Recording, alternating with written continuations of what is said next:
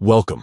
If you've ever juggled multiple email accounts on your phone, you know how inconvenient it can be to constantly switch back and forth between inboxes.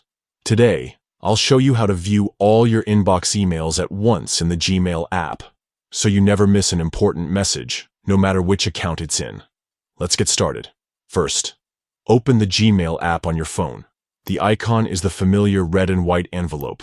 Just tap it, and your default inbox will load up. Now, look to the very top left corner of your screen. You'll see 3 horizontal lines stacked on top of each other. This is known as the menu icon. Give that a tap, and the Gmail menu will slide right out, revealing all your email accounts, categories, and settings. Next, in this menu, start looking near the top. You should see a label called All Inboxes. This powerful option brings together every email from all the Google accounts you've added to your Gmail app. Tap on it.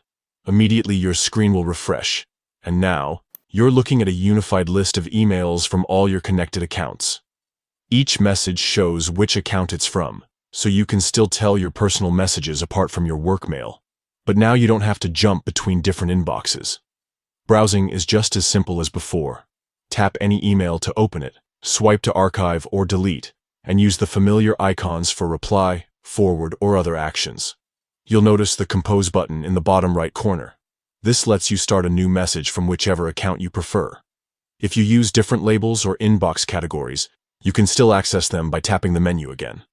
But for most users, the All Inboxes view is a massive time saver. If you ever want to go back to seeing just one account at a time, simply tap the menu and select the individual inbox you want.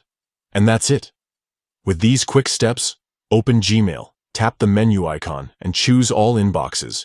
You've made managing multiple email accounts a breeze.